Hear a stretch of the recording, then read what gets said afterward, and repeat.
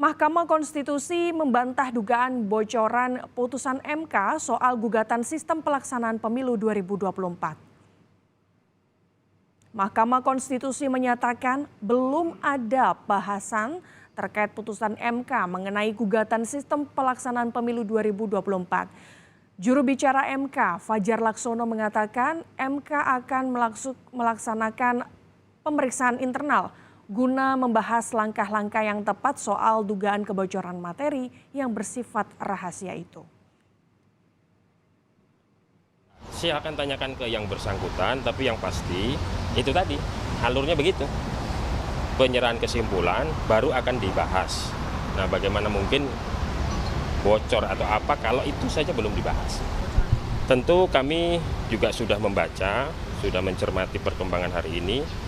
Bukan tidak mungkin gitu ya, akan ditempuh langkah-langkah, tapi yang pasti itu akan dibahas lebih dulu secara internal. Kira-kira langkah-langkah apa yang harus dilakukan oleh mahkamah.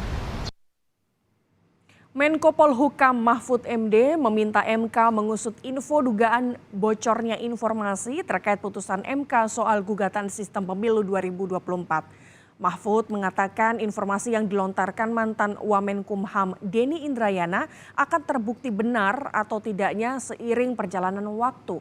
Namun ia menegaskan putusan MK tidak boleh bocor sebelum putusan diketok. Iya, saya katakan kalau betul itu bocor itu salah. Yang salah satu yang membocorkan yang di dalam. Saya tadi sudah ke MK supaya diusut siapa di dalam yang suka bicara itu.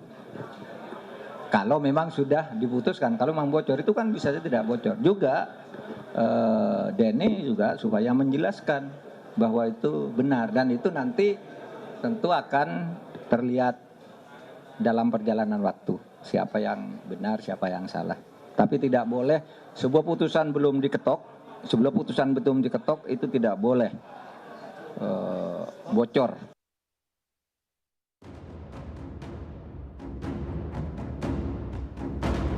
Isu dugaan bocornya putusan MK soal gugatan sistem pemilu 2024 yang dilontarkan mantan Wamenkumham Denny Indrayana menjadi sorotan.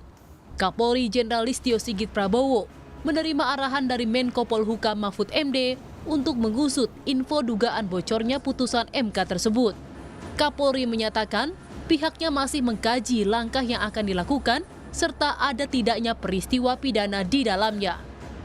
Tentunya kalau memang dari situasi yang ada ini kemudian memungkinkan sesuai dengan arahan beliau untuk melakukan langkah-langkah penyelidikan untuk membuat terang tentang peristiwa yang terjadi.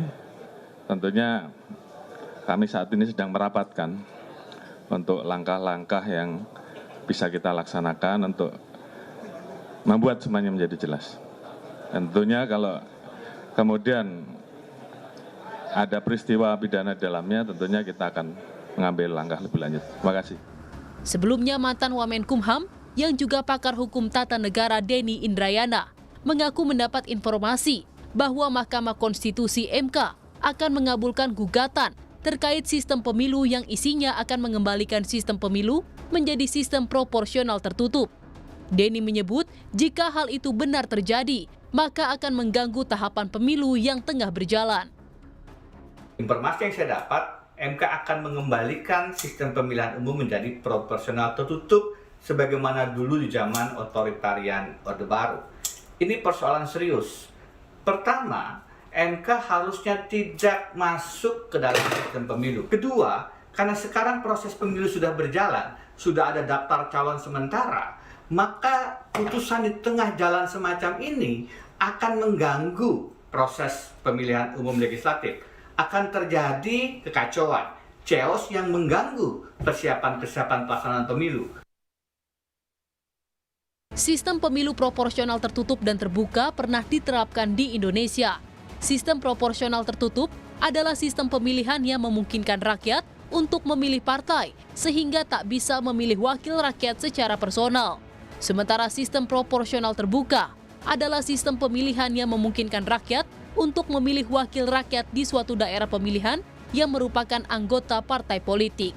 Tim Liputan Kompas TV.